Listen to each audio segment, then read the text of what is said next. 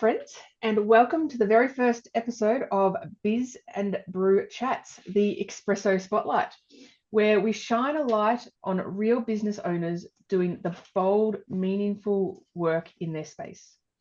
I'm Felicity, founder of Tax Espresso, and today I'm so excited to be joined by someone who is deeply aligned with purpose, presence, and supporting women through some of the most overwhelming seasons of life.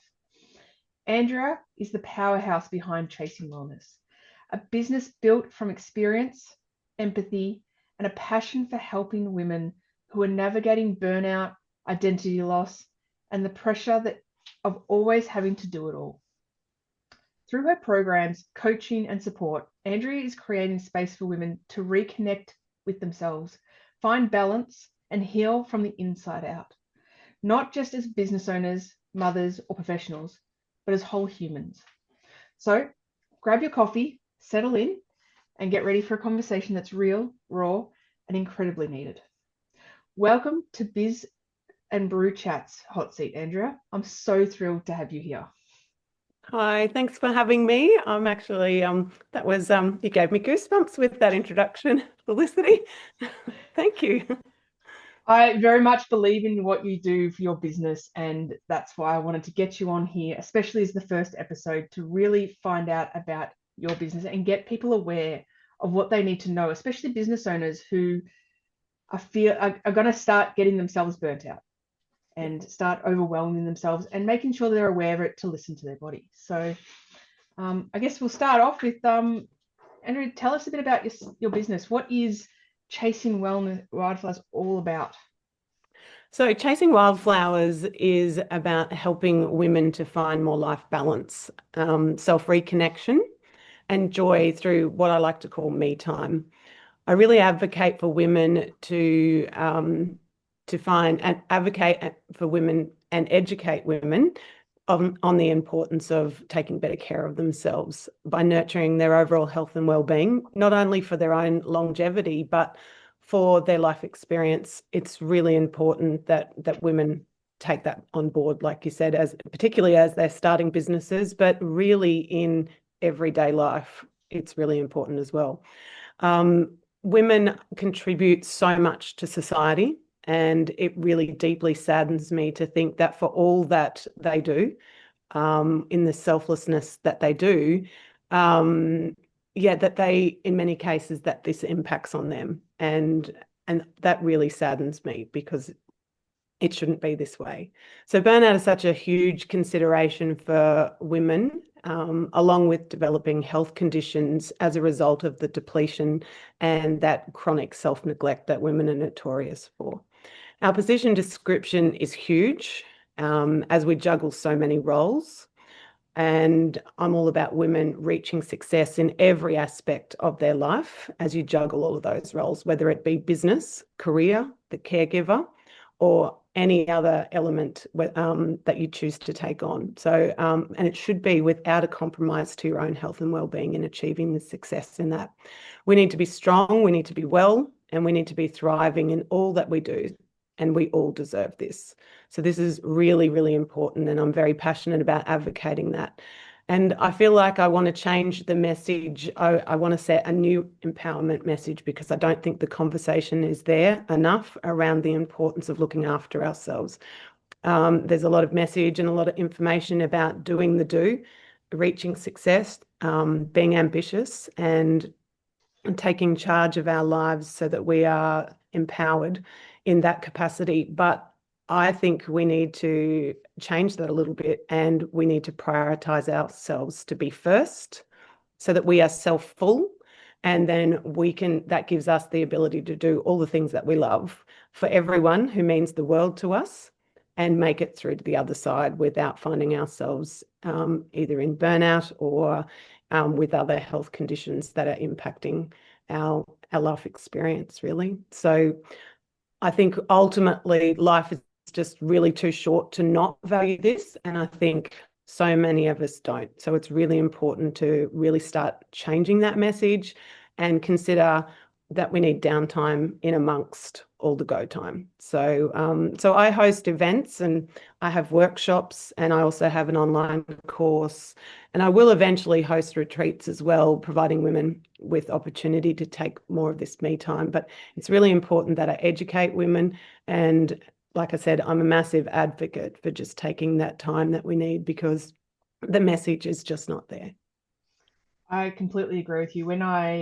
I mean, I've obviously worked in corporate myself, and then I've launched Tax Espresso. And the one thing I've actually reminding myself constantly is making sure I have time for me. Because at the end of the day, launching your own business, running your own business, whether you're or working full time, you're juggling children, you're juggling family. If you don't take time out for yourself and to fill your cup up, then you can't give to your family, you can't give to your business. So you really need to focus on prioritize yourself as well, and yourself's health and well-being. So I really love that you're here to help educate people on that and offer that opportunity to take the me time as well, like retreats in the future. That'll be a fantastic option and just a good reminder that we really need to take time for ourselves.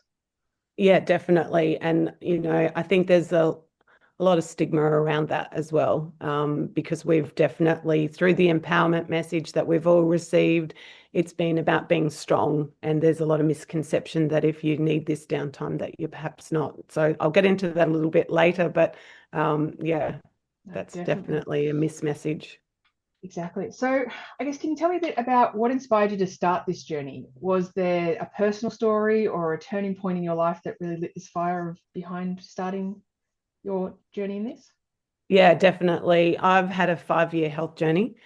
And I'll call it when my body began to malfunction. It was a little bit more than a malfunction, more a complete breakdown. But I think if you have a bit of a sense of humor about it, it's the best way to move ahead. So I was in a position where I needed to keep working for lots of reasons, yet balance all that I was doing and get on top of all of the things that I was doing, as well as regain my health and allow for a healing journey to happen. So I had to find a pathway to support myself to get through this. And along that journey, I realized, like most women, as we've been discussing, have been living that life in a constant rush and a constant hustle, just adding and layering up too much. And I was very much stressed. I was overwhelmed. I had previously had no regard for my own health and well-being. And I had absolute self-sacrificing tendencies. I was not concerned about my body or that it was going to give out at any point in time. I totally took it for granted. And so in addition to this, I also had some medical issues that over time, in combination with the way that I'd been living my life, just rushing, doing all the things, I had compounded, and then I had the medical thing, and it all just combined and just led to that complete demise with my health. So I was very much a capable person, as many women are, educated, driven, ambitious. So I did everything and anything um, at a perfectionist standard on top of that. And so I was a mother to 3. I worked part-time in a demanding role with additional needs children. I had a side hustle as well. I was studying. I did most of the home duties. And then I helped out wherever necessary with our contract farming business as well. And whatever else came up, on top of that, helping out at school, helping out at, sports and all those sorts of things, just as most of us as mums and women do. So not necessarily doing anything different to anybody else. Just doing all of the things. So, and I'm sure that most of you can relate to those things as mums and as women.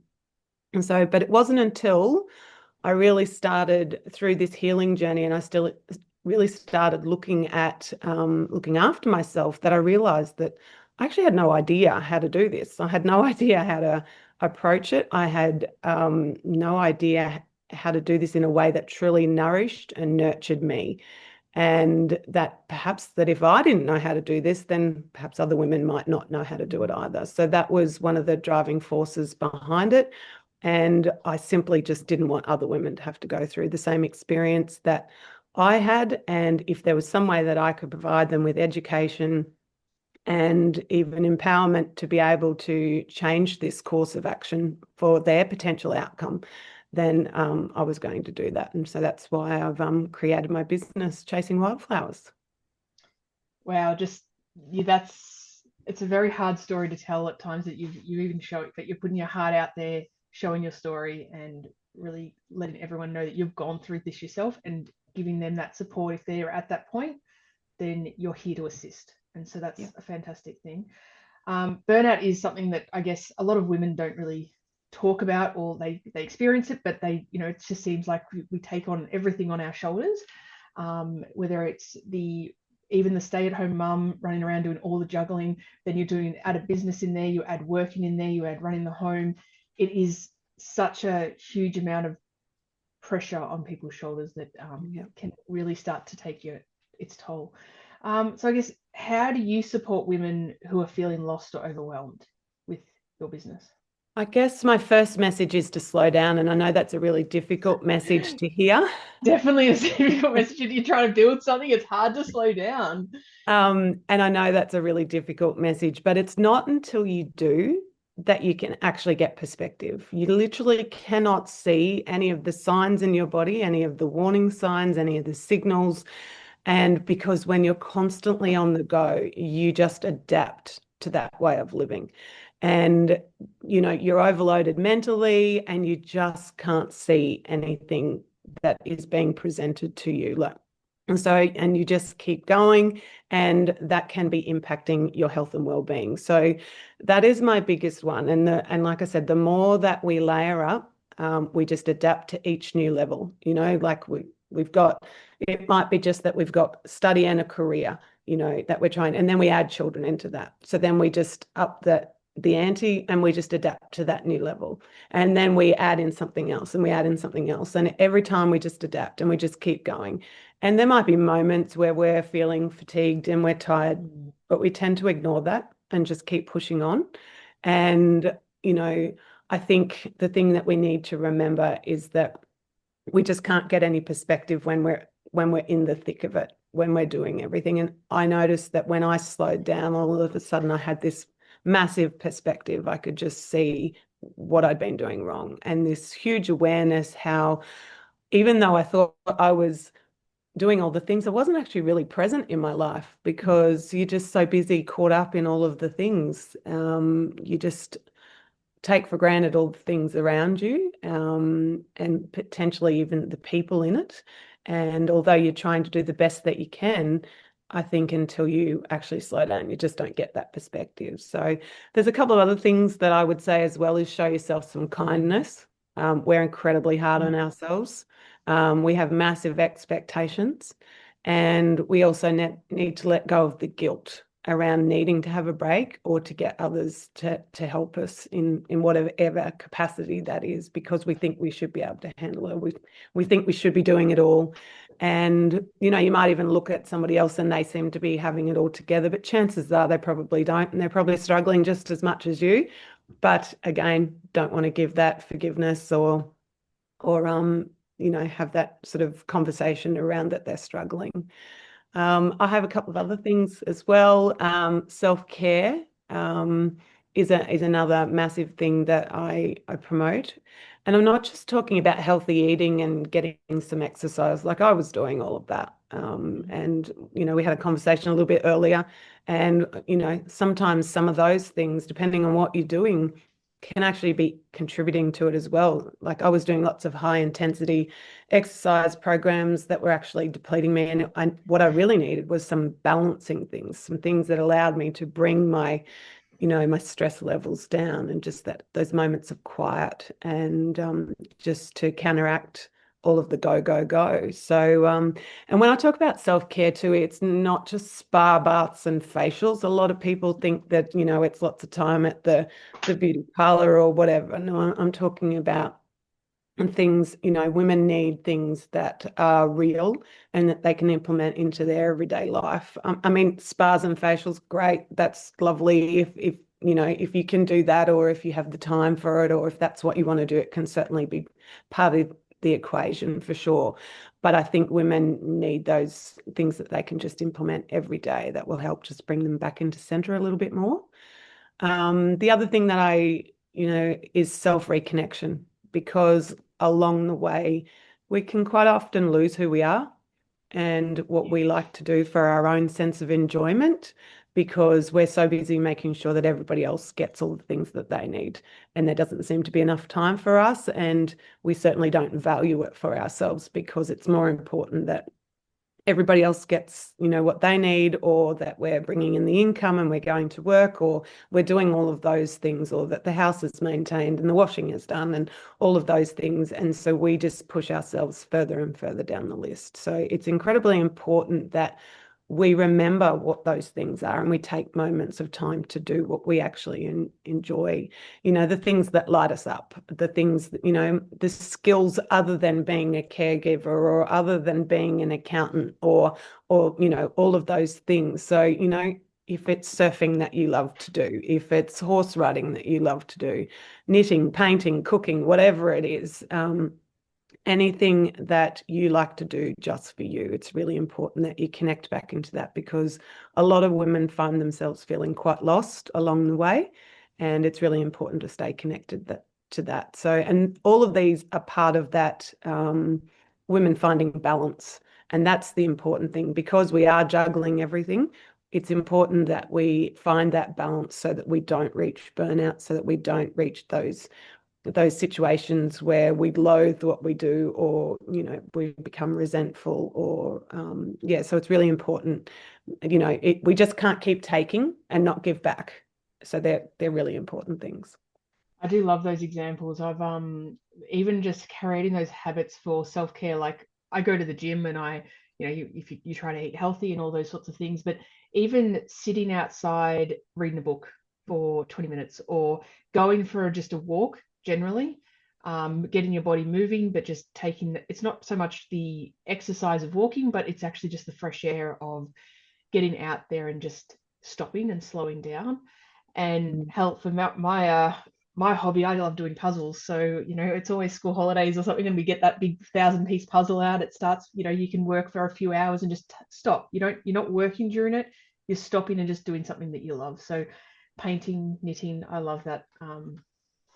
Well, all of those things get your brain, being used in a different way as well. So that's incredibly helpful too, for us to do those things as well. And like I said, not taking the small things for granted, like sitting outside in the sun and enjoying that. And our body actually just will lap that up. It just loves it, that bit of downtime. I know for me, when I was when you're always constantly working, especially as an accountant, we had timesheets. You've got to bill every minute of your day, and it would always be like, oh, if I go and sit outside and I go take that time, then I'm going to actually make up that time. Like, it's not that you don't take that time to stop.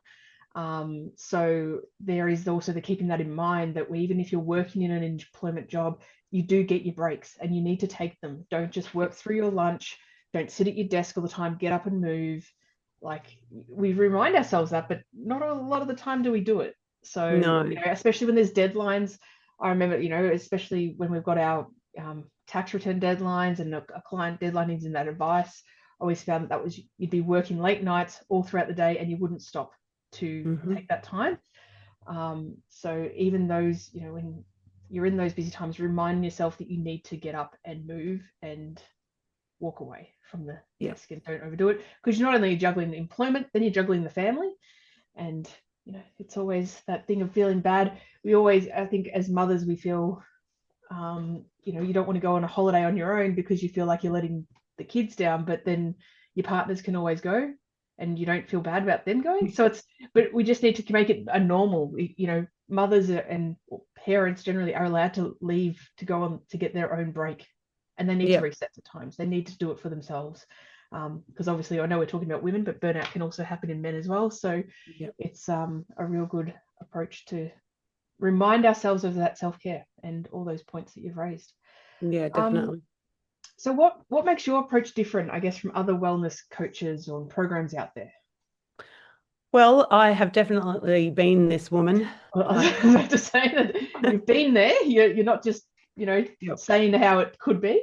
Yep, I've definitely been there, so I can totally relate. I know what it looks like to be them. And I have now changed and live completely on the other side. So I know what it's like to be in both sides, and I know that I will never go back to the other side.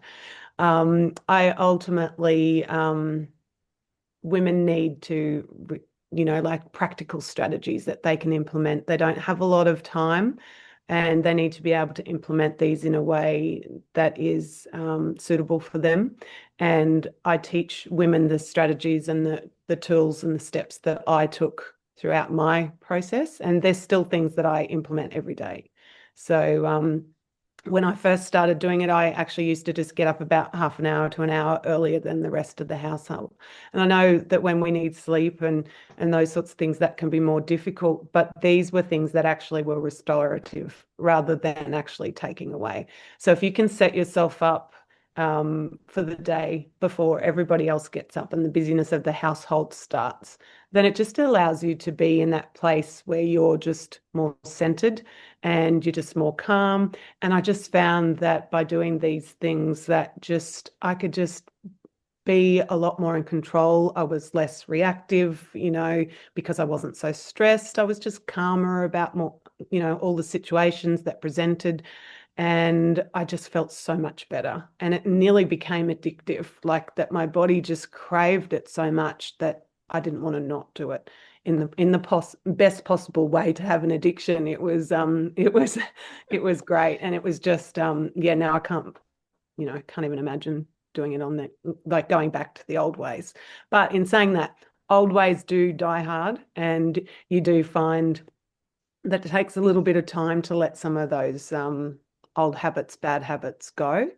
But the other thing that I think that makes me a little bit different too is that I incorporate creative activities, including art, craft, and cooking for recreation as well as those therapeutical benefits, and for relaxation, of course. So I that's what I like to do. I found that part of my healing journey as well. And we were talking about the puzzles before, how it makes you use your brain a little differently. For me, the art and craft and the cooking and those sorts of things, they're actually very healing, very therapeutic, and you do use different parts of your brain in doing it, which it is good. And for me, when I was at a point where I was exhausted and wasn't able to do things, doing these things made me still feel like I was being productive, but in a calming way rather than in a rushing. And yeah, so I found that was a really good thing, to feel like that I had achieved something still,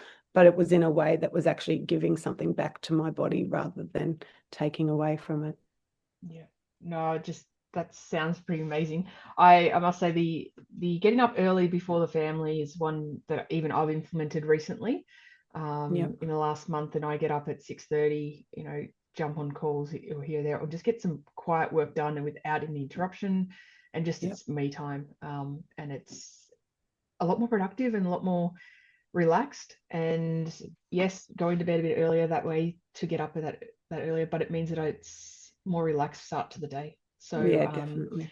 it definitely, whether you're implementing some sort of what is it? Completely Me just went time. blank. Me time. Yeah, let's go with me time.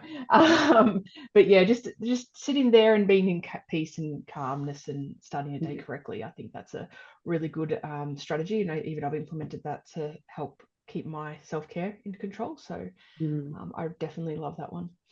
yeah. Um, what's one misconception you see about burnout or healing that you wish more people understood? Well, that burnout is weakness or failure would have to be the big one. It's actually quite the opposite. It's very much the curse of strong people who have been taking on far too much for far too long.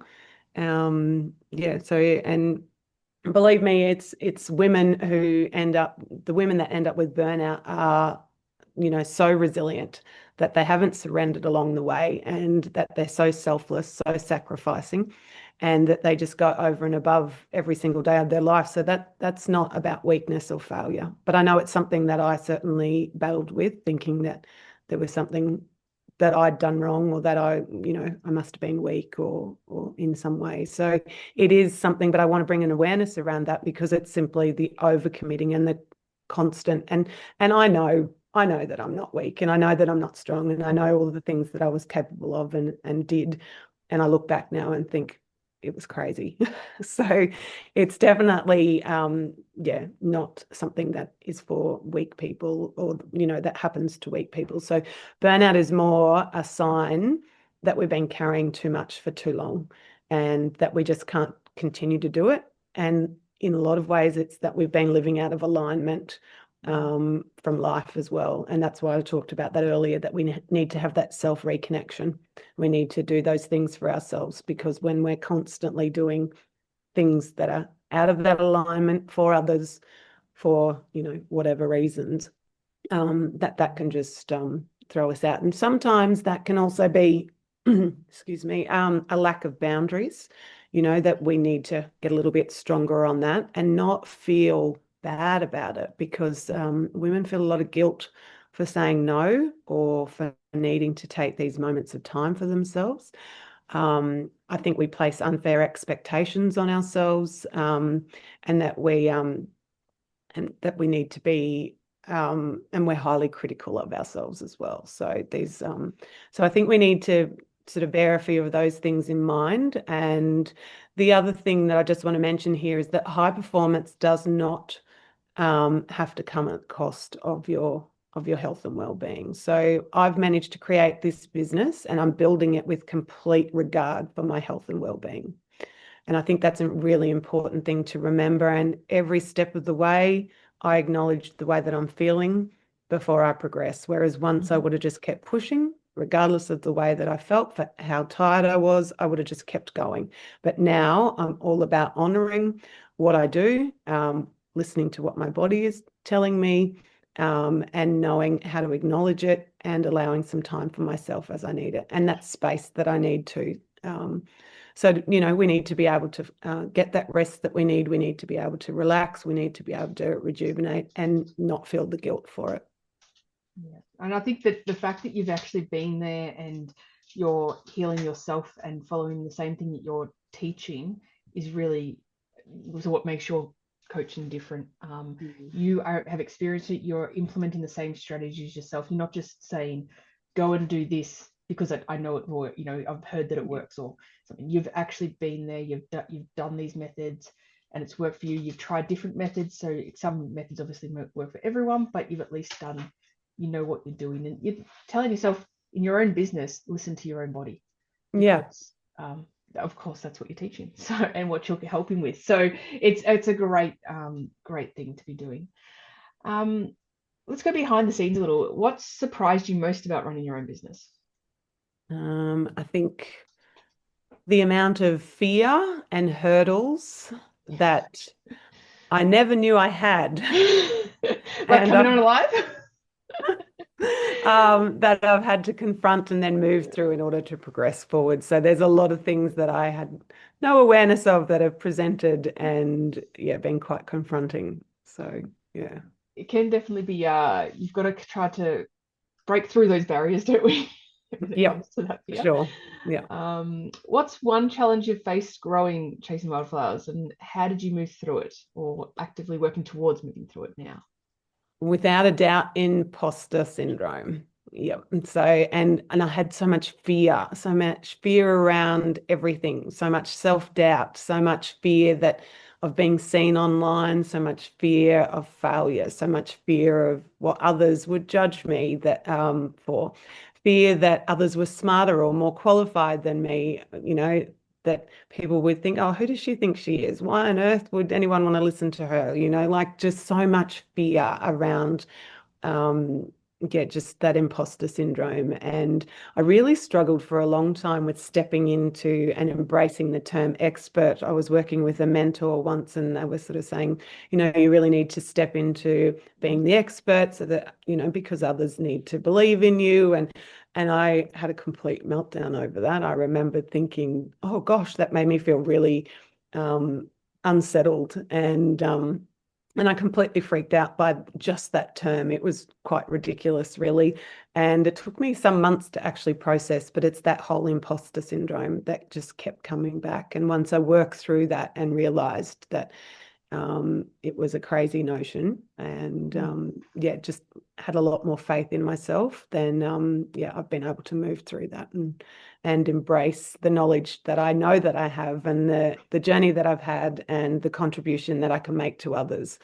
But yeah, it's crazy, and I think everybody has had it. Everyone, I think, from Tony Robbins to whoever has had it. So it's not an uncommon thing to have. Definitely, I think the imposter syndrome is a very real thing. It doesn't matter how many qualifications you might have underneath you, you'd still have that fear of, are you the expert or not? But I've been working with you and known you for the last couple of months, and honestly, to me, you are definitely the expert in this. Knowing your history and your story, and knowing how you can help and get people through that. Again, you are the expert, especially compared to those people that are in day one or day two of they're at the start of their going, oh, their body has hit burnout, or they're leading in towards that burnout phase where it's their body will shut down. You're there to go, I've already been there. You are the expert. So you need to remind yourself of that, because I definitely truly believe that you are the person to come to for this situation. Thank you. So do you have a favorite client win or a story that still gives you goosebumps to this day? Or yeah, look, I have a couple that I've loved seeing the results for. One lady actually, she actually wasn't a client, but she was going to, but it just didn't work out that we ended up working together. But I gave her a lot of advice, and just a listening ear to have a bit of a chat, and to how listen to how she was feeling, and a few things that she was going through, and I just gave her a bit of advice, and she was able to utilize that and make some changes for herself. And then just recently, in a random call, she actually rang and said that she's the happiest that she's been in years, which was really lovely to hear. And then she went on to say that if I could help her that much in just a few phone calls, that she could only imagine what transformations women could have if they worked with me for the 8 weeks. So that was actually it was really great to hear that. And as part of doing something for herself, she bought herself a horse, and which just brings her so much joy. And she sent me a photograph of it one day and said, every time I ride her, every time I work with her, she makes me think of you. And I'm so incredibly thankful for that. So that was a really beautiful result for her, but it was incredibly humbling for me too. It's just lovely to think that the work that I can do with people can have such a massive result, because that's exactly what I'm about. I want every woman to be happy, healthy, and thriving. And yeah, so that's why I started things. And then the other client that did do my 8-week meat treat, well, she had really great results with her transformation as well. And she's actually one of my biggest advocates now, and she does everything that I do,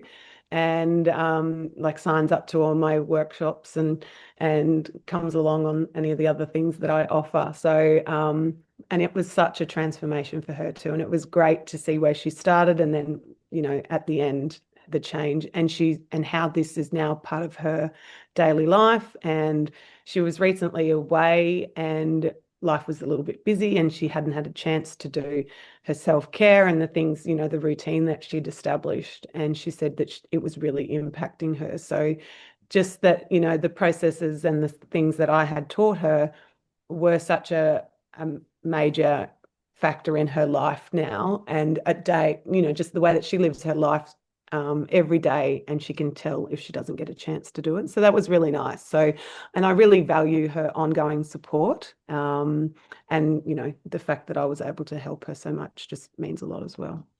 Yeah, no, that's amazing. I get the one thing that strikes out is it's not something that you're just gonna flip a switch and then in 8 weeks you'll be healed. But you do have to practice it.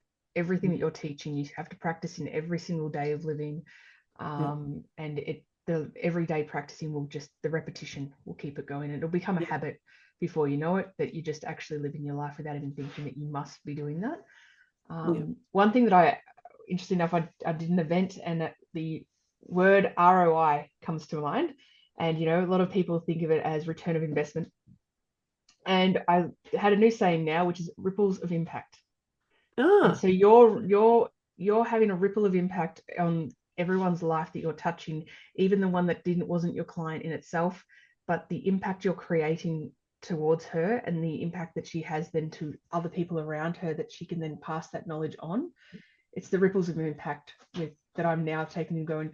I have discovery calls and it's ripples. It's just the ripples of the effect that it can cause. So I like that. I had that saying written down. I was like, oh, I've got to. It just when I heard that story, it was the rippling effect that what you're doing is impacting people's lives.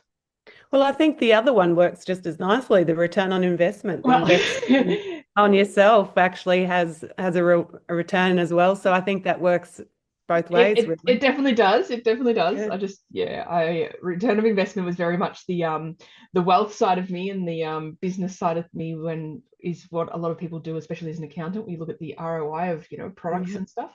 But when I heard that ROI as a different terminology, I went, that is and just your story in it for self. It just when we run businesses, we want to really make that ripple of effect on people and we want to touch people's lives, and that's exactly what you're doing. So. Oh, thank you. So I guess we'll go a little bit. What does success look like for you, both personally and professionally? So with the business and also personally. I think ultimately living the dream that you've always wanted. I think, the one that you've always envisioned for yourself, and whether that's, and I think we should make that big, we should make it romantic, we should, make it crazy, whatever that looks like for you. And I don't think we should ever put any limitation on it. So I think success for me, both personally and professionally, would be just having that dream become a reality and to keep going. Don't just reach your level and then think you have it all, but just keep going. And the reason I say that isn't about greed. It's because the more we have, the more we can give to others and the more others can benefit. So I think just keep going and just be living the life that you've always wanted, and don't compromise on what that looks like. Completely agree. Completely agree. If you could give one piece of advice to someone feeling stuck in burnout right now or ready to pivot, what would that be? I think probably the biggest thing is to forgive yourself for hitting burnout or any sort of illness, actually. We're so hard on ourselves and we have a massive expectation of what we should be able to do. And when that hits, it makes you question things. But you're not a failure, and you're not weak. And I spoke about that earlier. So it's just that you've been doing too much for far too long. And it's time to actually just pull back and start nurturing yourself. And nothing, I think the big reminder is nothing hits the brake on your productivity like burnout or a health crisis, because it can be one of the most expensive journeys. And I'm not just talking about financially. Of course, it does hit there as well. But, time with your children, time in participating in your life. So many missed opportunities, so many things. So it has a massive impact. So it's expensive in more ways than one. It's not just financial. So, and I think the sooner that you can act on it, the sooner you can recover and the sooner you can, get back on your feet, but don't ever return to what got you there in the first place, because that's the big lesson that it's been trying to teach you all along. Yep, exactly. There's a lesson behind there. Obviously, you were doing too much originally, so Yeah. come up Yeah. with different strategies. So Yeah, definitely. yeah. All right, so let's go for a bit of fun. What's your morning routine must have? Okay, so meditation, Yep. journaling, gratitude, affirmations, and a warm lemon water to start my day. No coffee, no caffeine of any kind. So that's my. Which I'm sorry, you're the the espresso coffee lady, but yeah, I actually gave up most caffeine and yeah, just as part of my healing journey. So I now have the warm lemon water to prime my digestion for the day, and I'm doing okay with that. But yeah, they're my go-tos. Oh, look, I will say that I look like I'm drinking a coffee, but it's actually a tea. So, so we'll go with that one. So obviously my next question is going to be coffee order, but we'll go with the go feel good drink that you like to go with.